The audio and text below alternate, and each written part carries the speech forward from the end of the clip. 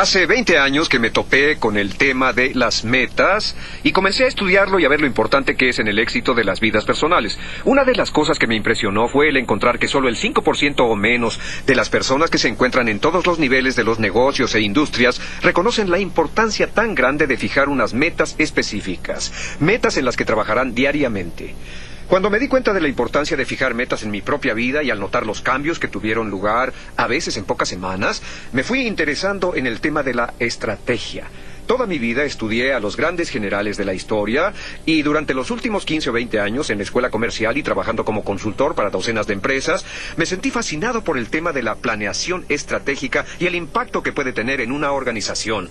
También encontré que la mayoría de las empresas no tienen ninguna planeación estratégica, que lo que tienen son presupuestos, proyecciones de ventas, planes de operación, esperanzas, sueños y aspiraciones, pero en términos de cristalizar el futuro de su organización, en términos de una estrategia clara dirigida a cómo ir de aquí a allá, muy pocas empresas la tienen. Yo diría que 1 de cada 10. Lo que voy a darles en los próximos 55 minutos son algunas de las mejores y más importantes ideas que han sido desarrolladas sobre el tema de planeación estratégica. No espero que se conviertan en planeadores de estrategia por ver esto, pero sí les garantizo que durante el transcurso de los próximos minutos van a tener un conocimiento más profundo de ustedes y sus organizaciones, van a conocer los puntos fuertes y débiles, van a tener lo que se llama ajá o eureka en experiencia. Va a ser posible que vean cosas que pueden cambiar o mejorar a partir de ahora. Lo que sugiero que hagan a medida que avanzamos es tomar breves notas que puedan tomar como referencia más tarde. Este curso ha sido diseñado para ser utilizado una y otra vez, para compartirlo y utilizar los materiales auxiliares que van con él para convertirse en un pensador estratégico. Y les puedo asegurar esto, que si ustedes y los que los rodean se convierten en pensadores de estrategia, ya sea una empresa de un solo hombre o una empresa de 1000 personas, si comienzan a pensar estratégicamente en forma natural, como aspirar y expirar, encontrarán que han logrado más en un par de años que a las organizaciones que no teniendo esta capacidad les tomó lograrlo de 5 a 10 años. Incrementarán su rentabilidad, aumentarán el nivel de satisfacción que obtienen de su empresa, aumentarán los niveles de calidad y penetración en el mercado y más que nada tendrán la agradable sensación de que controlan su destino. Podrán mirar hacia atrás cada año o cada 2 años y decir, esto es exactamente a lo que nosotros queríamos llegar hace 1 año, 2 años o incluso 3 años. Así es que empecemos por hablar de uno de los más grandes estrategas que ha habido. Fue un hombre que se inició como gerente o subgerente de una organización grande, logrando escalar posiciones, y su nombre era Alex. Su padre era el jefe de la organización y Alex admiraba a su padre, aprendió mucho de él y estudió arduamente, pero tenía grandes sueños y aspiraciones de construir una gran organización, mucho más grande que la de su padre. El Alex de quien estoy hablando era Alejandro de Macedonia, quien después fue conocido como Alejandro Magno, uno de los primeros y pocos hombres en toda la historia de la humanidad en ser llamado el Grande durante su vida y a través de todas las páginas de la historia. Un día Alejandro, quien tenía 19 años, sufrió la muerte de su padre. Su padre fue muerto probablemente por sus enemigos con una lanza que le atravesó un ojo, según creo, y Alejandro inmediatamente se convirtió en el rey de Macedonia. Macedonia y los macedonios eran una raza o tribu en el norte de Grecia que eran duros, aguerridos y muy militaristas y que habían conquistado y reinado sobre toda Grecia. Dentro de la casa de Alejandro, dentro de su ejército y el de su padre, y entre las otras tribus de Grecia había una enorme cantidad de enemigos o si quieren competidores de mercado que ansiaban la posición de Alejandro. Así que Alejandro, tan pronto se convirtió en rey a los 19 años, encontró que había varios grupos preparados para levantarse en su contra y varios complots y conspiraciones internas para asesinarlo, quitarlo del camino y liberar a las ciudades-estado griegas del dominio macedonio. Alejandro inmediatamente se puso al frente como lo hace un líder y de inmediato sofocó el elemento de descontento en su ejército, reorganizó él mismo colocando a su propia gente, demolió la oposición existente y se convirtió en el reconocido y aceptado dirigente de toda Grecia a la edad de 19 años. Luego inició su misión. Alejandro, como todos los planeadores de estrategia, tenía una misión y su misión era llevar la cultura griega o tener, si quieren, el control de las plazas mercantiles en el mundo bajo el dominio griego. Él quería llevar la cultura griega a todas las regiones del mundo que pudiera alcanzar, y el oráculo de Delfos le había dicho, cuando era joven, de 15 años, que podía escoger entre una larga vida llena de paz o una vida corta llena de gloria. Y escogió la vida corta llena de gloria. A los 19 años desembarcó a las tropas de su padre, que ahora le pertenecían, escogió 20,000 hombres, los puso en los barcos, navegó con ellos y comenzó a realizar su destino: dominar todo el mundo conocido. Le había sido dicho que podría dominar todas las tierras que pudiera ver con sus propios ojos y ser dueño absoluto. E inició la guerra en el Asia Menor. El Asia Menor era lo que se conoce hoy día como Turquía, y a medida que sus ejércitos avanzaban a través del Asia Menor, se encontraron con otros ejércitos que se les enfrentaron y los derrotaron a todos. Alejandro era un estratega brillante, y sus generales también lo eran, y sus tropas estaban muy bien entrenadas y disciplinadas y eran muy duras, por lo que ganó todas las batallas. En esos días, cuando se peleaba con lanza y espada, uno no peleaba y se retiraba para pelear al día siguiente. Las batallas eran definitivas. Así que los soldados en los ejércitos que Alejandro encontraba en su camino ya habían escuchado todo lo que les había sucedido a los ejércitos anteriores y creyeron que todos los que luchaban contra Alejandro perdían. Y si uno pierde con una lanza clavada en el pecho es suficiente para arruinarle el día. Y la nueva empezó a diseminarse, que probablemente lo mejor era no pelear contra Alejandro. Y Alejandro fue lo suficientemente inteligente para no desorganizar los reinos que iba conquistando, sino que los dejó bajo la administración de sus propias gentes, con la única obligación de pagar un tributo a Grecia, pagar impuestos anuales y continuar manejando las cosas en la misma forma, solo que ahora estaban bajo la protección del Imperio griego y la protección de los macedonios. Bien, a medida que avanzaba hacia el sur, más y más tribus venían y se le unían, se rendían sin presentarle batalla y engrosaban las filas de sus ejércitos mientras se dirigían más al sur. El gran hombre de la zona, la cabeza del más grande imperio del mundo en esa época, era un hombre llamado Darío de Persia. Darío tenía su capital en lo que actualmente es Teherán, y Darío reinaba sobre el imperio más grande que el mundo ha conocido. Su imperio se extendía desde el río Indo en Pakistán hasta el Mediterráneo, hasta los golfos árabe y persa y hasta lo que hace poco era la Unión Soviética. Era un imperio enorme en verdad. Darío comenzó a escuchar que en los límites de su imperio había un indómito renegado que había venido de Grecia con un grupo de mercenarios y que estaban atacando los confines de su imperio, y que la gente empezaba a preguntarse quién era el más fuerte, Alejandro de Macedonia o Darío de Persia.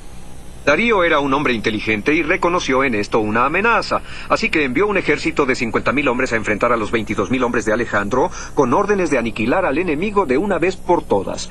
Pero Alejandro se anticipó, planeó su estrategia y arrasó e hizo huir al ejército que tenía que derrotarlo. Darío, al oír lo que había pasado, se dijo: esto es serio. Esta es la más grande amenaza individual a mi poder, a mi imperio, durante toda mi vida, y debe ser enfrentado o habrá retos continuos a mis fuerzas y amenazas a la dominación persa en todo el imperio. Así que envió emisarios con un mensaje para las diferentes tribus de todo el imperio, diciendo: envíenme sus mejores tropas y hagan que me encuentren en un lugar llamado Arabela. Y también envió levas a docenas de pequeños reinos, y enviaron miles y miles y miles de tropas a reunirse con él en Arabela, en el Asia Menor, para enfrentar a Alejandro. Esta batalla tuvo lugar en el año 333 a.C. Alejandro subió al trono de Macedonia en el 336. 3 años más tarde tenía solo 22 años y contaba más o menos con 50,000 hombres con los que se le habían unido, y Darío concentró sus ejércitos en Arabela. De hecho, fuera de Arabela, en un lugar llamado Gaugamela, formando el mayor ejército que el mundo había conocido. En toda la historia, hasta la Segunda Guerra Mundial, nunca había existido un ejército tan grande concentrado en un solo lugar, y se estima que existen aproximadamente 400 reseñas históricas de esta batalla, porque es una de las batallas más importantes para la civilización. Fue una de las batallas más importantes para la historia del hemisferio occidental, y concentró un ejército de 1,000,000 de hombres en Arabela. Este ejército era realmente enorme. Decían que era tan grande que en las noches las fogatas se extendían del este al oeste y más allá del horizonte, hasta donde el ojo podía ver. Era como contemplar un campo sembrado de brillantes diamantes, casi como un océano de hombres de guerra. Alejandro se encontraba un poco más al sur, en Asia Menor, y cuando Darío había concentrado sus tropas, se dirigió al lugar llamado Gaugamela, 35 millas fuera de Arabela, movilizando su ejército y limpiando la tierra. Arrasó y niveló toda la tierra, niveló el terreno para que estuviera limpio para sus tropas y para sus carrozas, la principal fuerza guerrera que tenía. Entonces envió un mensajero a Alejandro diciéndole que si era tan valiente, porque no iba a Gaugamela a pelear y ver quién era el más fuerte. Alejandro de inmediato levantó su campo. Pensaban que le tomaría 7 días a Alejandro llegar, pero lo hizo en 48 horas. Su tropa era de 50.000 hombres que quedaron acampados con guardias, y todos sabían que al siguiente día pelearían una de las más grandes batallas de la historia. Alejandro contaba con 50.000 hombres y Darío con 1.000.000. Esa noche, los comandantes de Alejandro se reunieron y éste les informó, como acostumbraba, todo lo que tenían que saber. Alejandro ha sido citado diciendo: no es necesario que los generales conozcan nuestros planes de batalla, pero es esencial que los hombres que van a pelear los conozcan bien. En fin, llamó a sus generales, quienes le preguntaron: señor, ¿qué crees que pasará mañana? Y él les contestó: pues vamos a ganar. Y entonces ellos le dijeron: los hombres tienen gran fe y confianza en ti, pero las probabilidades están en contra nuestra. Son de 20-1 de acuerdo con nuestras mejores fuentes de inteligencia. Tenemos fe en ti, pero nos parecen demasiados. Les contestó: sí, pero no deben preocuparse. Y cuando quisieron saber por qué, les dijo: porque tengo un plan. Y ellos contentos dijeron: eso está muy bien, nos alegra que tengas un plan. ¿Nos podrías decir en qué consiste? Sí, les diré cuál es.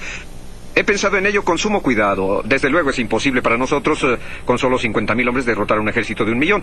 Sin embargo, creo que los ejércitos de Darío no integran un solo ejército, sino una serie de ejércitos. Algo así como 30 diferentes ejércitos, formados por tropas y levas de todos los puntos del imperio, y que estos hombres no tienen nada en común entre sí, a excepción de su lealtad hacia Darío. Hablan diferentes lenguas, tienen diferentes culturas, diferentes órdenes de batalla, diferentes derechos religiosos y organizaciones militares. Entonces, lo único que tienen en común es su lealtad hacia Darío. Y dijo: yo creo que si algo le sucediera a Darío mañana, el resto de los ejércitos se desbandaría, que huirían antes de continuar peleando. Ahora, el campamento de Darío está aquí, al frente de su ejército, y dirigirá la batalla. Esperan que termine a la hora de la comida, esperan que sea una derrota abrumadora. Así que quiero que regresen y digan a todos los hombres en mi ejército que no deben preocuparse de pelear contra todo ese ejército, porque no pelearemos contra todos. Mañana haremos solo una cosa: vamos a avanzar y vamos a asesinar a Darío. Entiendan bien y díganles que mataremos a Darío. Y las órdenes fueron transmitidas a los ejércitos macedonios esa noche, transmitidas de hombre a hombre. La orden de batalla para el día siguiente era asesinar a Darío. Asesinar a Darío, asesinar a Darío. Al día siguiente las tropas se alinearon. Darío organizó sus tropas como si fueran un sólido muro humano de 1.000.000 de hombres para avanzar de frente y arrasar completamente al ejército macedonio de 50.000 elementos. Pero Alejandro dispuso sus tropas en forma diferente. Alineó sus tropas ese día en líneas como estas. Una estrategia que, de acuerdo con mis conocimientos de estrategia militar, nunca había sido utilizada. Colocó a sus tropas al fondo y entonces Darío, según la historia, dijo sorprendido: ¿qué está haciendo? Es una forma poco convencional de organizar tropas. Ahora, la principal fuerza de ataque de Darío eran las carrozas de batalla. Estas carrozas tenían unas cuchillas que salían del eje de sus ruedas y que, afiladas al máximo, despedazaban todo lo que encontraban, cortando brazos y piernas y haciendo hamburguesas de las tropas que se cruzaban en su camino. Y si se mandaban 300 carrozas de guerra en contra de una fuerza opositora y empezaban a volar brazos y piernas en todas direcciones, se lograba desmoralizar y disminuir la habilidad militar de las fuerzas enemigas. Eso le había funcionado siempre a Darío, y Alejandro sabía que esa sería su estrategia. Esa fue la razón de que Darío hubiese escogido el campo y lo hubiese nivelado como un enorme estacionamiento para que sus carrozas pudieran maniobrar. Alejandro colocó a sus tropas así, y antes de que la batalla se iniciara empezó a moverlas en esta forma. Aquí había terreno quebrado, terreno en el que Alejandro tendría una pequeña ventaja. A medida que movía su ejército, todo el ejército se movía de costado. Eso es lo que se conoce como maniobra o sorpresa. Moverse lateralmente. Darío se preguntaba: ¿qué es lo que están haciendo? Se están movilizando fuera del campo de batalla, señor. Movilicen a nuestro ejército lateralmente, ordenó, y así trataron de movilizarlo, lo que provocó algo de confusión y desorden en las tropas. Finalmente Darío dijo: al diablo con esto, que avancen las carrozas. Y enviaron las carrozas, y entonces atacaron. Todas iban directo a ese muro de tropas, pero en el momento crítico, Alejandro ordenó a todos sus hombres voltearse con sus escudos colocados a los lados y con sus lanzas fuera de los escudos y apoyadas en la tierra, con las lanzas en la tierra y los escudos al frente. Lo que los caballos veían era un muro de escudos, como un muro de madera, con lanzas apuntándoles. Los hombres pueden atacar muros sembrados de lanzas, pero los caballos son más inteligentes. Los caballos y las carrozas empezaron a voltear y a medida que lo hacían comenzaron a chocar entre ellos, lo que creó una gran confusión. Dieron vuelta alrededor del ejército alineado y en la parte trasera esperaban los hombres de Alejandro con lanzas, espadas y arqueros para atacarlos y hacerlos pedazos, acabando así con esta carga. En este punto, Darío dijo: esto es ridículo, ¿qué es lo que está sucediendo? Estaba muy confuso, habían roto las líneas o ya era tiempo de avanzar. Alejandro consideró llegado su momento crítico se presentaba, y entonces Alejandro estaba aquí, al frente de sus tropas, y él siempre estaba al frente de sus tropas, y creía que no podía ser muerto.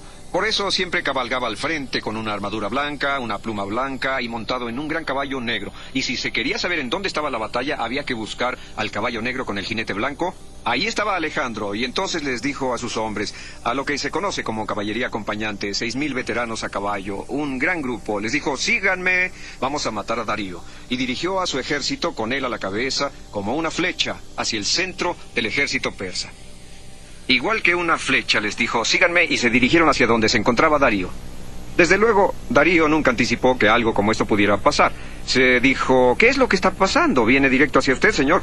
Pues deténganlo, eso es lo que tratamos de hacer, señor, pero no habíamos anticipado que él podía iniciar un ataque, una ofensiva en contra de nuestras fuerzas. Era un ataque brillante, producto de una estrategia brillante, porque en esta estrategia la única parte de la totalidad del ejército de Darío que podía enfrentarse a Alejandro era esta parte. La parte que estaba frente a Alejandro. Todo el resto del ejército era inútil porque no tenía contra quién pelear. Y no solo eso, Darío no podía ordenar al resto de su ejército que avanzara mientras se enfrentaba a un ataque directo contra su propio campo. Entonces Darío ordenó: deténganlo rápido. Sí, hacemos todo lo posible, señor, pero aún así continúa avanzando. Él dijo: si no lo detienen, sus tropas nos arrasarán. Sí, señor, existe esa posibilidad. Y los hombres de Alejandro seguían avanzando, con Alejandro al frente. Ninguno de los persas habían esperado este tipo de asalto, y Darío finalmente dijo: bueno, si esta es la forma en que esto va a continuar, creo que volveré al palacio a comer y ustedes pueden continuar la batalla. Acto seguido montó en su carroza con sus banderas de guerra ondeando al aire y partió.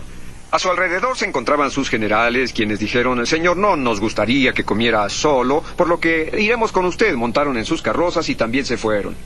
El resto de los ejércitos no sabía lo que estaba sucediendo. Había mucho polvo y confusión, gritos, toques de trompeta, ruidos de caballos y quejidos de moribundos. Era en verdad horrible. Pero al final se enteraron de que Darío estaba huyendo. Estos hombres no eran especialmente inteligentes, no tenían la beca escolar Rhodes y no habían estudiado en Oxford.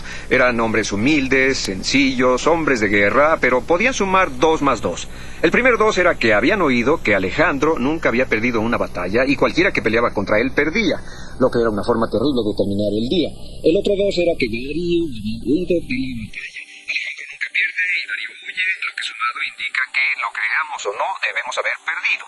Y si hemos perdido, más vale que nos retiremos rápidamente, porque los macedonios son unos perros rabiosos. Y el rumor se corrió de que Alejandro había ganado y Darío había huido, y más vale que nos vayamos. Su razonamiento era correcto. Los ejércitos huyeron tropezándose entre ellos mismos, hombres y caballos se rompían las piernas, y entonces Alejandro, que había anticipado esto, inició su avance y arrasó a estos ejércitos en lo que pareció una operación de exterminio. Al finalizar el día, los persas habían perdido ni más ni menos que 400,000 soldados. Fue una de las más increíbles y desastrosas batallas en la historia de la humanidad. Los macedonios, comandados por Alejandro, perdieron solo 1,247 hombres. Y Alejandro, a la edad de 22 años, era el indiscutido dominador de todo el mundo. ¿Por qué les he contado esta historia? Bueno, este es uno de los más grandes ejemplos de la buena estrategia que podemos encontrar en toda nuestra vida, y voy a tratar de ligar algunos de estos principios mientras hablamos en los próximos minutos respecto a los principales valores estratégicos que se utilizan. Mostraremos aquí cosas que usted puede hacer en su organización al aprender esto. El primer valor estratégico, en todos los casos, es el objetivo. Es el primer término militar en la estrategia. El objetivo significa exactamente lo que se desea lograr. Alejandro sabía lo que deseaba lograr, quería dominar al mundo conocido, sabía que el dominador del mundo era Darío, y sabía que para convertirse en eso primero tenía que derrotar a Darío. Objetivo. El número 2 es ofensiva. Toda la estrategia es ofensiva. La estrategia significa que se continúa con la ofensiva, que significa ataque. Ninguna gran batalla en la vida o en los negocios ha sido ganada en forma pasiva o defensiva. El número 3 es la masa. Todas las grandes batallas se han ganado cuando un general agrupa todas sus fuerzas en un tiempo crítico, en un momento crítico, para tomar un objetivo estratégico crítico. El número 4 son las maniobras. Para mantener la habilidad sin importar lo que haga el enemigo, para maniobrar. Para anticipar lo que pueda suceder, teniendo posiciones para retirarse, estar dispuesto a avanzar y a efectuar movimientos laterales y nunca quedar aprisionado en un solo plan sin flexibilidad y sin alternativas. Darío solo tenía un plan. Su plan era que sus carrozas destrozaran al otro ejército y eso le daría el triunfo. Cuando las carrozas de guerra no funcionaron, Darío no tenía ningún otro plan. Alejandro tenía un plan de respaldo por si las carrozas funcionaban. Si las carrozas lograban atravesar sus filas, había previsto que tendrían que correr a lo largo de sus columnas de hombres y llegar a la parte trasera donde serían destruidas. La cuarta es la economía. Un principio estratégico básico es lograr su objetivo estratégico con el menor costo posible, el menor daño para uno mismo. Y finalmente, el último principio estratégico es la explotación. Cuando se ha ganado la batalla y conquistado el mercado, logrando una posición de mercado, se necesita estar preparado para moverse, para explotar, para destruir las fuerzas opositoras, para incrementar, establecer o atrincherarse entre sus nuevos clientes en su nuevo mercado. Ahora, ¿por qué fijamos la estrategia? Vamos a mencionar esto rápido. Las razones para establecer estrategias. La primera razón para establecer una estrategia es incrementar el rendimiento de su inversión. La estrategia tiene una relación financiera. En otras palabras, se trata de obtener un mayor rendimiento de la cantidad de dinero manejado. Otra razón fundamental para fijar estrategias es reposicionar a la empresa.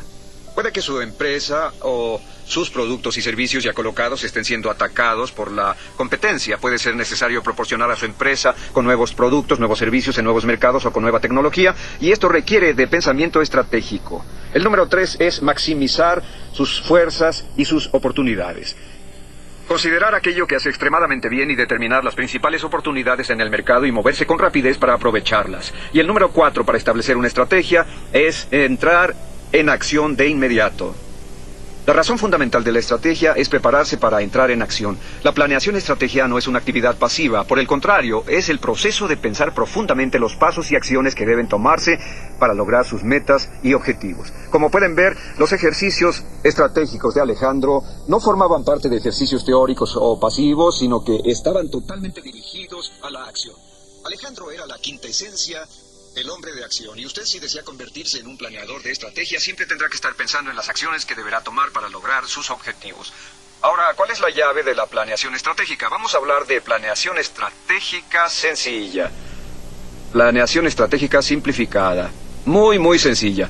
La planeación estratégica consta de 4 simples pasos que se recorren una y otra vez. El primer paso es preguntarse en dónde se encuentra ahora. Esto es su situación actual. ¿En dónde se encuentra ahora? ¿Qué hizo para lograr esa posición? ¿Cuáles son sus fuerzas, sus debilidades? ¿Cuál es su posición en el mercado? ¿Cuáles sus posibilidades? ¿Qué está pasando con sus competidores? ¿Cómo se ve el futuro? Un análisis acertado y realista de su actual situación es el principio de toda estrategia.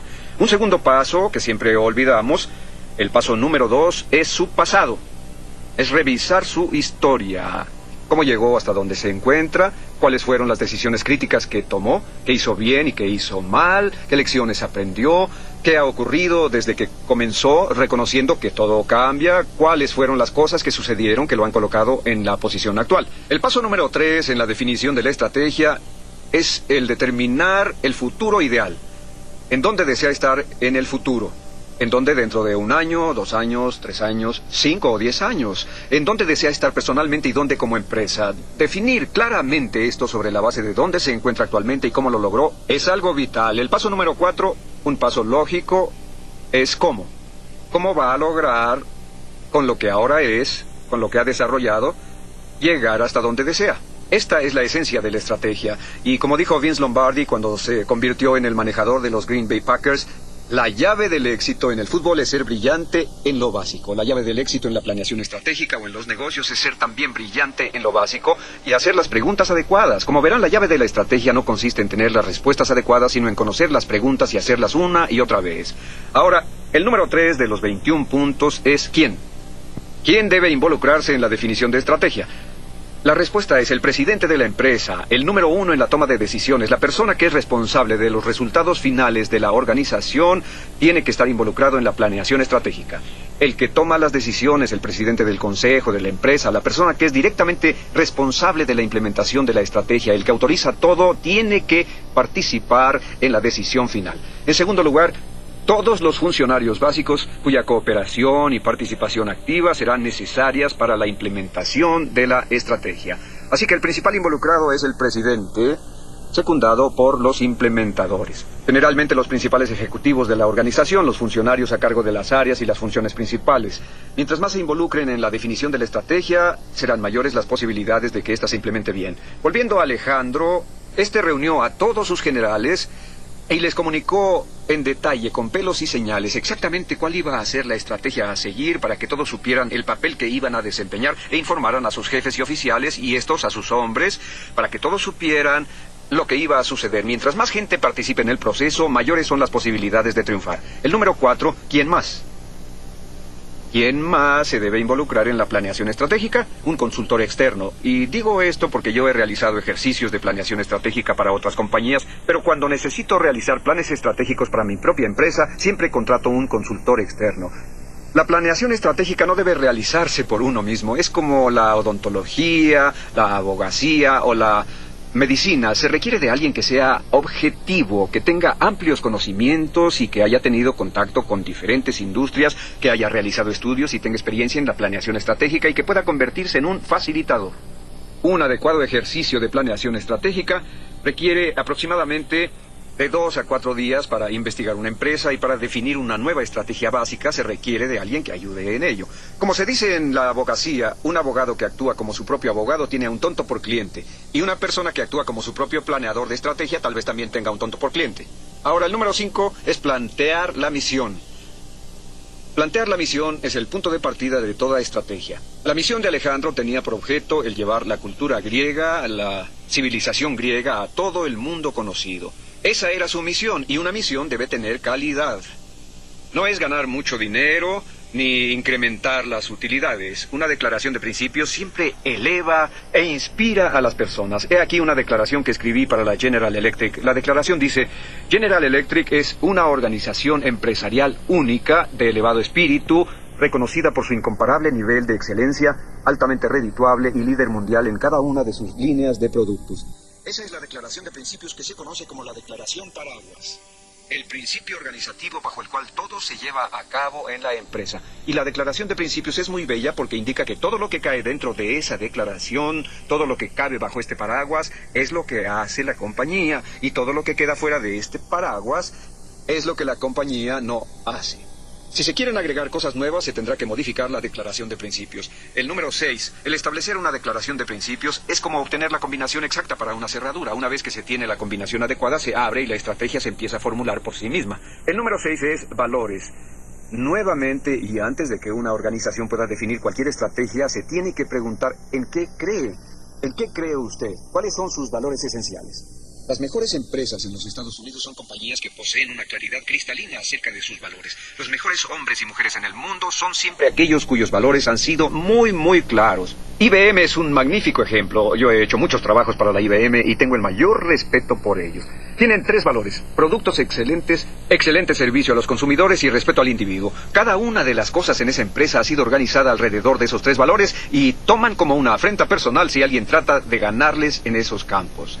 Así que pregúntese cuáles son sus valores. ¿Sus valores son la calidad? ¿Cree usted en la excelencia? ¿Cree usted en proteger a su personal? ¿Cree en promover la autoestima?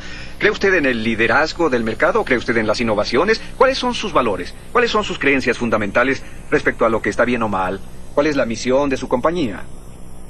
Ahora, he aquí una importante pregunta que debe hacerse en relación con los valores. Pregúntese, ¿cuál es la forma ideal en que usted desearía que lo vieran sus clientes? ¿Cómo desearía que sus clientes pensaran acerca de su compañía? Viéndolo desde fuera, trabajando con usted, involucrándose con su personal, utilizando sus productos y servicios, cuando se refiere a ustedes al hablar con un tercero, ¿cómo le gustaría que describiera a su empresa? Ese es un buen punto de arranque para determinar cuáles deben ser sus valores. Un segundo punto se refiere a cómo le gustaría que la gente que trabaja en su empresa la describiera a alguien más en los términos de qué clase de compañía es, cuáles son las condiciones de trabajo, qué ambiente existe, qué clase de personas, qué clase de organización es. ¿Cómo le gustaría que la describieran? ¿Cuál sería su descripción ideal? Si usted pudiese lograr que su empresa fuese descrita en alguna forma, ¿cuál sería? Esa es la parte que corresponde al 3, al futuro. la idea de dónde le gustaría estar, y después la cuarta sería cómo llegar desde donde ahora se encuentra en la forma en que es percibido por su mercado, percibido por sus banqueros, por sus proveedores y por sus propios empleados. Hacia dónde desea llegar para obtener un mejor reconocimiento. Bien, el número 7 en la planeación estratégica es la fuerza de motivación. La fuerza de motivación. Este es un detalle de suma importancia. La fuerza de motivación es uno de los principales conceptos de estrategia, lo que yo llamaría un concepto definitorio, porque este estímulo llega a transformarse en un principio cuantitativo alrededor del cual gira toda la planeación. Existen varias fuerzas de motivación entre las cuales escoger. Las dos más populares son la fuerza de motivación del producto o del servicio. Esta fuerza de motivación determina el alcance de su mercado y la escala de su producto. Digamos que usted es Domino's Pizza. Su fuerza de motivación sería su producto. En otras palabras, su trabajo y todo lo que su organización hace es para expandir el uso de su producto en particular. Si usted tiene un despacho de contadores o un bufete de abogados, su motivación sería sus servicios. En otras palabras, nunca tendría la intención de cambiar su producto o servicios, y todos sus esfuerzos estarían dirigidos a ampliar la calidad y cantidad de su mercado para su producto o servicio. El segundo tipo de fuerza de motivación es lo que se llama necesidades de mercado. Estas necesidades se refieren a la identificación de un mercado específico y se pregunta cuáles son sus necesidades y desarrolla un producto para ese mercado. Yo he trabajado para una importante empresa que vende al mercado legal. Se han organizado como una firma proveedora de materiales legales, como una empresa de propósitos múltiples que puede proporcionar todo lo que una oficina legal puede necesitar. Desde el momento en que firma su contrato de arrendamiento hasta que cierra en forma definitiva, escritorios, mobiliario, software, copiadoras, papel, papelería impresa, todo lo necesario. Todo lo que un bufete de abogados pueda necesitar puede ser proporcionado por esta empresa. Han identificado ese como su mercado y producen todo para satisfacer ese mercado. Sears, en un campo más amplio, se define a sí misma como la tienda familiar americana para todo propósito, en donde se puede comprar de todo: comida, productos, ropa, artículos para el hogar, seguros para automóviles, viajes y demás. Así que están orientados a satisfacer las necesidades de compra de una familia americana media. Una tercera fuerza de motivación es la tecnología. Esa tercera fuerza de motivación es una posibilidad. Por cierto que la primera y segunda son las más populares. Por ejemplo, si usted fabrica semiconductores, todo lo que debe hacer estará determinado por las aplicaciones propias de su tecnología, ya sea computadoras o equipos de telecomunicación o quizás hasta satélites y demás. Su tecnología determinará los productos y servicios y los mercados que atienda y lo que desarrolle. Una cuarta motivación que puede escoger es la capacidad de producción. Por ejemplo, una compañía dedicada a producir muebles, que cuenta con equipos, sierras, prensas, líneas de ensamble y demás. Su capacidad de producción indica que tiene que continuar produciendo muebles. Puede producir, de acuerdo con su capacidad de producción, diferentes tipos de muebles. Producir gabinetes, producir partes prefabricadas para casas, pero siempre su capacidad de producción será determinante de su motivación. La quinta es un método de ventas. Método de ventas. Por ejemplo, el método de ventas de McDonald's es el menú luminoso de hamburguesas McDonald's. El método de ventas determina los diversos productos que pueden ofrecer. El número 6 es la forma de distribución. Por ejemplo, Avon distribuye a través de individuos y de puerta en puerta, así que es esta la forma de distribución la que determina los productos y servicios que pueden ofrecer, así como sus mercados. La séptima forma de estímulo son los recursos naturales, o sea, el petróleo, gas, gasolina, madera y demás, que constituyen una motivación para empresas como Champion International, Warehouse, Exxon y otras. El número 8 es el crecimiento. Usted puede determinar la velocidad a la que quiere crecer. Toyota por muchos años ha tenido por motivación su crecimiento y su objetivo ha sido tener más penetración en el mercado, porque a medida que tienen más penetración, y los japoneses usan esto como estrategia básica, cuando la participación aumenta, sus costos de producción disminuyen, y si sus costos de producción disminuyen debido a las economías de escala, sus precios disminuyen, y a medida que bajan son más competitivos y obtienen una mayor participación en el mercado hasta llegar al punto de controlar el 25, 30 o 35 del mercado americano. El número 9 son las utilidades. Algunas motivaciones temporales son exclusivamente las utilidades. Por ejemplo, la empresa llamada American Home Products La American Home Products cuenta con una gran variedad de productos y servicios que ofrece a individuos, corporaciones, negocios y familias en todo el país, pero su única motivación es que cada uno de los productos debe tener una utilidad antes de impuestos del 20% sobre las ventas. Si no tiene ese margen de utilidad por su novedad en el mercado, no lo manejan. La selección de su fuerza de motivación constituye un punto crucial en su futuro. No quiere decir que no tendrá competidores, solo quiere decir que sus motivaciones son el principio organizativo, y si son las necesidades del mercado, es este el que determina el tipo de servicios y productos, la capacidad de producción, el tamaño de la utilidad o la ganancia y el aumento de precios. Todos son determinados por el mercado. Ahora, tan pronto determine sus motivaciones, estará en condiciones de pasar a la siguiente etapa de la planeación de estrategias, que es el número 8. El número 8 es lo que llamamos concentración del poder, la regla 80-20.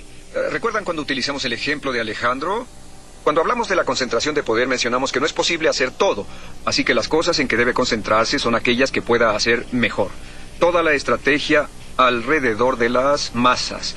Concentrar sus esfuerzos. Se requiere capacidad de producción, recursos financieros, necesita personas y habilidades, requiere tecnología e instalaciones y tiene una tremenda competencia. Así que continuamente necesita vigilar su empresa para saber qué parte es el 20% de su negocio que le da un 80% de utilidades. Uno de los libros más importantes de Peter Drucker, Administración por Resultados, dice que un 20% del negocio representa el 80% de utilidades, mientras que el 80% de su negocio solo da el 20% de utilidades. El costo del negocio está en el número de transacciones, pero la utilidad del negocio está a un lado de ellas. Pregúntese siempre, ¿cuál sería la mejor parte de nuestro negocio? Con frecuencia, una de las cosas que hay que hacer es salirse de alguna parte del negocio y dejárselo a otra persona. Una de las preguntas que hay que hacerse con la regla 80-20 es, ¿cuál es mi fuerza principal? ¿Cuál es mi fuerza principal? Y simultáneamente hay que preguntarse, ¿cuál es mi principal debilidad? Admitir que existen debilidades en ciertas áreas es un paso adelante. Alejandro reconoció que no podía llevar a cabo un asalto frontal contra el ejército de Darío. Eso era una debilidad definitiva. Solo tenía un hombre por cada 20 que tenía Darío, por lo que concentró sus fuerzas, que eran sorpresa y maniobra, y compensó todas sus debilidades. Toda la estrategia debe enfocarse hacia la fortaleza y compensar las debilidades. Pregúntese qué es lo que hace bien y cuáles son sus fallas, y haga más de lo que hace bien para compensar aquello en lo que falla. El número 9 es lo que se llama pensamiento básico cero. El pensamiento básico cero es un concepto estratégico que dice simplemente, hágase esta pregunta todo el tiempo. Si no estuviéramos en este negocio ahora, conociendo lo que ahora sabemos, ¿nos meteríamos en él? ¿O si no estuviéramos vendiendo este producto, conociendo lo que ahora sabemos, empezaríamos a venderlo? ¿O si no estuviéramos produciendo este producto o servicio, conociendo lo que ahora sabemos, empezaríamos? Si no estuviéramos atendiendo este mercado, si no estuviéramos trabajando con esta institución financiera, o si no estuviéramos trabajando con este proveedor, ¿lo haríamos conociendo lo que ahora sabemos? Si la respuesta es que sabiendo lo que hemos aprendido no nos meteríamos, la decisión siguiente sería salirse de ahí rápidamente, porque quiere decir que esta es una situación perdedora. Algunos casos son excepciones a esta regla, pero en la mayoría estará en una situación perdedora. Una de las áreas en las que continuamente se debe aplicar el pensamiento básico cero es el área de personal. Sabiendo lo que sabemos sobre esa persona, ¿la contrataríamos? Sabiendo lo que ahora sabemos de sus capacidades, ¿la colocaríamos en esa posición? Si la respuesta es no, la nueva pregunta sería ¿cómo lo solucionamos? ¿Cómo nos deshacemos de él? ¿Cómo lo alejamos de nosotros? El número 10, hay que recordar que la pasividad, la falta de acción y decisión son factores determinantes del fracaso en los negocios, así como también determinan las derrotas en la guerra. El número 11 es la estrategia en la inversión. La estrategia en la inversión es conocer a qué parte se deben destinar los recursos para lograr una mayor utilidad de la inversión. ¿En dónde vamos a invertir nuestros recursos? ¿En mejoramiento, en gente, en entrenamiento, en tecnología, etcétera? También se requiere tomar en cuenta lo que se llama la estrategia de desincorporación. O sea, ¿qué vamos a obtener al recortar, quitar, eliminar, etcétera? La estrategia de desincorporación significa el tener que deshacerse del pasado para poder acceder al mañana. Hay que deshacerse del ayer, hay que olvidarse del ayer para continuar en el mañana. Una de las reglas básicas es nunca emprender nada nuevo hasta no deshacerse de algo viejo. Nunca extenderse hacia un área nueva hasta no deshacerse de algo en una área vieja. Porque sus recursos principales son el tiempo de su talento y sus ejecutivos. Al crear nuevas áreas manteniendo las antiguas funcionando, va a lograr disminuir su esfuerzo, disminuir sus fuerzas y no tendrá el éxito buscado. Un punto importante, siempre hay que recordar que uno de los principales motivos del fracaso en los negocios son las inversiones en la egolatría gerencial. De acuerdo con Drucker, la egolatría gerencial consiste en invertir nuestro esfuerzo en un producto que no se vende. ¿Y saben qué hacemos cuando nos comprometemos con un producto que no se vende? Destinamos a nuestros mejores vendedores, los mejores mercadólogos, la mayor tajada de nuestro presupuesto publicitario y lo enfocamos a resolver problemas y no a las oportunidades. Hay que evitar la egolatría gerencial. Muchas veces, cuando llega un alto ejecutivo a cambiar la dirección de una empresa, o cuando ésta cambia de dueños porque ha bajado su valor de mercado debido a malas operaciones, llegan y eliminan todos los vestigios de egolatría gerencial y la empresa vuelve a la posición que ocupaba en utilidades. Así que manténganse alertas. Otra clave es el número 11, y es lo que llamamos anticipación de las crisis. La anticipación de las crisis, aunque es un término militar, también es utilizado en los negocios. Siempre pregúntese usted, como el principal pensador de su empresa, ¿cuál será el peor resultado posible en lo que está sucediendo? ¿Qué podría pasar? Imagine el futuro a 6 o 12 meses y pregúntese qué podría suceder que afectase negativamente nuestro negocio. ¿Cómo afectaría el negocio si los intereses se elevan al 20%? ¿Qué pasaría si un nuevo competidor ingresara al mercado con un producto excepcional a un precio más bajo? ¿Qué le pasaría a su negocio? ¿Qué pasaría si su gente clave muriera o renunciara? Siempre pregúntese cuál sería el peor resultado posible en los peores negocios en que está involucrado y piense en lo que haría para compensarlo o cómo se ajustaría a las circunstancias si esos problemas se presentan. Esta es una parte importante del trabajo de los ejecutivos principales, tratar de prever el futuro, anticipar las crisis y pensar en lo que pueda suceder. El número 12 es lo que llamamos la participación en el mercado y medida de crecimiento. Divida sus productos en 4 áreas. Esta es la participación en el mercado, o en otras palabras, el porcentaje del mercado que tiene. Este es el crecimiento del mercado que representa cómo está creciendo. En esta categoría se tienen 4 clases. Este es 0 y este es alta. Hay 4 categorías y debe dividir sus productos entre estas 4 categorías. Arriba tiene a los productores de efectivo. Estos son los que se venden muy bien ahora. Pueden no venderse mañana, pero generan mucho efectivo. En la parte de abajo están los perros. No se venden bien ahora y tal vez tampoco mañana y debe deshacerse de ellos. Son estos. Aquí arriba tiene lo que llamaríamos estrellas potenciales. Son los productos que requieren de tiempo y dinero para obtener una buena parte del mercado, un buen crecimiento y por lo tanto buenas utilidades, por lo que deben utilizarse los ingresos en efectivo e invertirlos en la promoción de estas estrellas. Finalmente, aquí abajo tenemos lo que llamamos interrogantes. Son los que pueden tener un buen potencial de crecimiento, pero baja participación en el mercado y son empresas en las que será necesario invertir para llevarlas a la categoría de estrellas. Hay que dividir todos sus productos en productores de efectivo, los que se venden bien y producen efectivo, los perros que no se venden bien y tal vez nunca lo hagan, las estrellas que tienen el potencial de ser verdaderos ganadores y los interrogantes. Y preguntarse qué se puede hacer, si moverlas hacia la categoría de perros y dejarlas, o moverlas hacia la categoría de estrellas para reposicionarlas, reempacarlas y reetiquetarlas, etc. Ahora el número 13 es el concepto unitario de negocio estratégico. Este concepto unitario de negocio es utilizado en empresas que producen una variedad de productos en los que se agrupan servicios y productos similares en unidades separadas. Se colocan los productos y servicios de la misma categoría en la A, otros en la B, otros en la C y en la D, y se hace de cada grupo centros independientes de utilidades con diversos planes estratégicos, diferentes administraciones, diferentes gerencias y diferentes valores, todos enlazados con la corporación central. El concepto unitario del negocio estratégico es muy valioso cuando se tienen muchos productos diferentes, ya que se separan y se organizan por categorías, con lo que puede incrementarse su eficiencia. Es como dividir un ejército en unidades independientes de combate, haciéndolas individualmente responsables por diversos objetivos. Bien, escoger la estrategia significa escoger a su competencia. Así como Alejandro escogió su estrategia para llevar la cultura griega a todo el mundo conocido, su estrategia es ser líder en el mercado, o sea, escoger a su competencia. ¿Quién será su competidor? ¿Quién o qué es su competencia? Su competencia determina sus utilidades sobre ingresos, determina sus inversiones, determina sus rendimientos, su competencia determina sus frenos y determina también la velocidad o lentitud en su desarrollo. Así es que escoja a su competencia y pregúntese cuáles son sus puntos fuertes y débiles relacionados con su competidor. ¿Cuál es su competencia y cuáles son sus puntos fuertes y débiles? Sea muy objetivo, nunca diga, somos mejores que ellos. Sea sumamente cuidadoso y organizado. Escríbalo detalladamente y haga investigación de mercado para asegurarse de estar en lo correcto. Recuerde que su estrategia se basa en el liderazgo que va a tener sobre la competencia. Ahora, el número 15 son las variaciones estratégicas. Las variantes estratégicas son determinadas una vez que se tiene la motivación definida, y las variaciones básicas son el mercado, Y eso se aplica a todo tipo de negocio. ¿En qué mercado se concentrará? ¿Dónde? ¿De qué tamaño son? ¿Cómo los va a penetrar? ¿Su localización? ¿Mercados horizontales? ¿Mercados verticales? Etcétera. Y luego, finanzas. ¿De cuánto requiere para entrar en el mercado? Estratégicamente se requiere planear para hoy, mañana y un año. ¿De qué gente requerirá? La gente constituye la limitación principal en el crecimiento de cualquier organización. Así que, ¿cuánta gente requiere para poder penetrar ese mercado con esos recursos? El número 4. ¿De qué tecnología requerirá? ¿Qué clase de equipo será necesario? ¿Qué clase de máquinas de escribir, equipos, computadoras, etcétera? ¿Cuál será su capacidad de producción?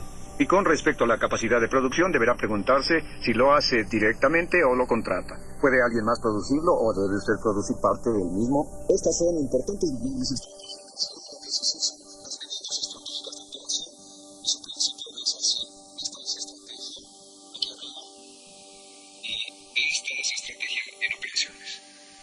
Y aquí tenemos una estrategia clara, y aquí una incierta, y aquí tiene una operación efectiva, y aquí una operación no efectiva. Ahora, las empresas pueden funcionar en alguno de estos apartados. Si se trabaja con una estrategia clara y una operación efectiva, significa el éxito. Muy pocas compañías, menos del 10%, tienen operaciones efectivas o eficientes y una estrategia clara. Si se tiene una estrategia clara y una operación ineficiente, puede que tenga éxito, aunque su futuro es dudoso. Muchas compañías tienen... La mitad de las compañías que no tienen estrategias claras están aquí. Ellas tienen... No, disculpen. La mitad de las compañías que tienen problemas cuentan con una estrategia clara y una operación deficiente porque no han pensado a fondo lo que necesitan hacer para llegar de un punto a otro. Lo siguiente es estrategia poco clara y una operación eficiente. Éxito parcial y un futuro muchas veces dudoso. Y luego aquí tenemos estrategia poco clara y operación ineficiente, lo que constituye el fracaso. Su objetivo, sin importar en dónde se encuentre colocado, si está en esta área, es movilizarse hacia acá, si está en el área de duda, moverse hacia acá, y si se encuentra en esta otra área, movilizarse hasta esta, en donde tendrá una operación eficiente y una estrategia muy clara. Y usted, como alto ejecutivo, tendrá que estar pensando continuamente cómo puedo lograrlo, cómo lo puedo mejorar, cómo se puede hacer más efectivo, cómo se puede eficientar. Número 17. 4 preguntas claves sobre estrategia. Número 1. ¿Cuál es su negocio? ¿Cuál es nuestro negocio? ¿Cuál es nuestro negocio? Número 2. ¿Cuál sería? Buena pregunta. ¿Cuál es su negocio ahora? Descríbalo con claridad. Mucha gente no está ni siquiera segura de lo que es su negocio. El mejor ejemplo son los ferrocarriles. Ellos pensaban que su negocio era operar los ferrocarriles, cuando su negocio era el transportar bienes y servicios. Los ferrocarriles en los Estados Unidos han quebrado o están a punto de hacerlo porque gran parte del transporte se hace ahora por camiones, aviones y barcos. En Canadá existe la compañía Canadian Pacific que opera el tren Canadian Pacific, pero además la aerolínea Canadian Pacific, los autobuses Canadian Pacific, los barcos Canadian Pacific. Ya que decidieron que su negocio era la transportación, decidieron inteligentemente ingresar en todas las áreas del transporte. ¿Cuál será su negocio? Si no hace nada por su negocio, con todo lo que sabe, ¿qué pasará en 1, 2 o 3 años? ¿Crecerá, disminuirá, se ladeará o qué? Sabiendo que el futuro siempre será diferente al presente. El número 3 es ¿qué podría ser? ¿Cuál podría ser su negocio? ¿Cuál es la posibilidad o posibilidades que tiene su negocio? Esto desde luego abre una enorme cantidad de excitantes posibilidades. El número 4 se refiere a ¿qué debería ser? ¿Qué debería ser su negocio? Si usted pudiera poner todo en su lugar y pudiera crear un completo, perfecto, bello y fantástico negocio, ¿cuál debería ser ese negocio?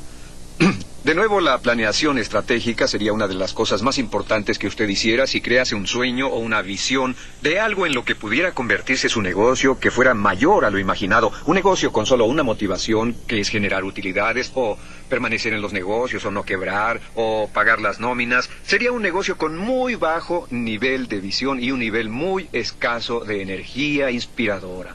Cuando se empieza a hacer estas preguntas de lo que podría ser su negocio, ¿podría usted convertirse en líder mundial? ¿O en un líder regional con algún producto o servicio especial? ¿Podría ser el mejor en su campo? ¿Podría producir un producto o servicio del que la gente pudiera decir sin temor a ser contradecido que es el mejor producto o servicio de su tipo disponible? ¿Podría crear un ambiente corporativo que sea el ambiente corporativo más dinámico, el más innovador? ¿Podría usted crear una situación en la que usted pudiera decir, vaya que si hicimos una cosa grandiosa aquí? Así que hagas estas preguntas: ¿qué es? ¿Qué será? ¿Qué podría llegar a ser? ¿Qué debería ser? Ahora, número 18. Objetivos financieros. es lo que a todo el mundo le gusta. El número 18, los objetivos financieros o la razón de crear la estrategia. Los objetivos financieros y los cambios en los resultados financieros son las formas principales para medir si su estrategia está siendo o no efectiva. Según mi opinión, hay 4 principales medidas financieras. La número 1 es utilidades sobre capital. Las utilidades que generan la totalidad de los recursos con que cuenta la empresa. Número 2, utilidad sobre inversión, o las que produce la parte real de la empresa, que es de su propiedad, más el dinero que ha recibido de bancos y otras fuentes. Número 3 es utilidad sobre ventas. Significa lo que se tiene de utilidad por cada dólar de ventas, que es una muy buena medida. Y el número 4 es utilidad neta. En el análisis final, la utilidad neta es la única verdadera medida del desempeño de la estrategia. ¿Cuál es su utilidad neta? Si su utilidad neta sube o baja en forma continuada o consistente a través del tiempo, significa que su estrategia es probablemente correcta. Y en el análisis final, toda estrategia debe conducir a la utilidad neta, porque la utilidad neta significa, en términos militares, la victoria. La utilidad neta es lo que le permite a la empresa o el negocio crecer. El número 19, ¿cuál es la mejor estrategia para la rentabilidad? Bueno, en el estudio PIN, el estudio más exhaustivo realizado para determinar lo que contribuye a la rentabilidad, llevado a cabo por varias universidades, se señalan 2 reglas generales que conducen a la rentabilidad. Número 1 es la calidad del producto o servicio. Es interesante notar que cuando se habla de la calidad de servicio o producto, se piensa que es una buena idea, pero sin comprender que la calidad es una estrategia ofensiva, es una estrategia redituable, y los líderes en calidad en todos los campos siempre son los más redituables en esa esfera. Y el número 2 se refiere a la calidad de los servicios asociados. La calidad de los servicios asociados implica cómo se empaca el producto, cómo se entrega, cómo se le da servicio, cómo se maneja todo a su alrededor. La calidad de los servicios asociados. Y esta palabra, calidad, siempre es determinada por sus clientes, es determinada por su competencia y es determinada por las alternativas disponibles en el mercado. Así es que siempre hay que preguntarse qué es la calidad y salir a preguntarle a sus clientes cómo definen ellos la calidad, qué es lo que la calidad significa para ellos, qué es lo que desean cuando miran a sus productos o servicios, qué desean en términos de calidad, no lo que usted quiere, y por eso muchas compañías no tienen idea de por qué sus clientes compran sus productos. La mayor parte de ellas están fuera de contacto del por qué tienen éxito, incluso cuando hay éxito. Sin embargo, como Tom Peters dice, las compañías de más éxito son las que tienen dentro de sus propias filas personal con la misma mentalidad que sus clientes. Es decir, ven sus productos y servicios de la misma manera en que sus clientes los ven, trabajan en forma constante para mejorar la calidad en los términos en que sus clientes los perciben. Esta percepción es crítica. Se debe mantener la estrategia de rentabilidad asegurándose de que su producto o servicio corresponda a la percepción de sus clientes acerca de lo que necesitan. Ahora, el número 20 es... Y volviendo a la calidad, diremos que la única forma de mejorar la calidad es definirla muy claramente. Definir claramente. Lograr una clara definición de lo que constituye la calidad y asegurarse de que todos en su empresa, todos los que trabajan en su organización, puedan reconocer la calidad cuando la vean. Para que todos estén conscientes de lo que deben lograr. Que todos los componentes de cada trabajo que se haga en la compañía puedan ser medidos y reconocidos. A propósito, las compañías más productivas en los Estados Unidos y en todo el mundo son empresas que tienen un importante enfoque interno y externo sobre la calidad, porque todos saben lo que es, hablan de ella, piensan en ella, la definen constantemente y tratan de mejorarla. Inciso número 21, en relación con la determinación de la estrategia, está representado por las 4 grandes. La número 1 de las 4, hablaremos de ella en otra ocasión cuando hablemos de mercadeo, es la especialización. Actualmente vivimos en un mundo donde debemos especializarnos y hacer las cosas excepcionalmente bien. Hacer pocas cosas, pero hacerlas muy bien, en lugar de tratar de hacer muchas cosas. La número 2 es la diferenciación. La diferenciación consiste en siempre estar pensando en términos de cómo se puede diferenciar su producto para que parezca diferente, se vea diferente y sea diferente en la percepción de sus clientes. La diferenciación es la llave del liderazgo del mercado. La número 3 es la segmentación. La segmentación significa contemplar la parte del mercado en donde la diferencia y la especialización tienen un mayor valor. Y la número 4 es la concentración de la fuerza. La concentración de fuerza significa tomar sus productos, diferenciarlos para que sean excelentes para el segmento del mercado que más le interese y después concentrarse completamente en dominar ese segmento de mercado. O como Alejandro dijo al plantear su estrategia para la batalla principal, matar a Darío. Matar a Darío. Matar a Darío.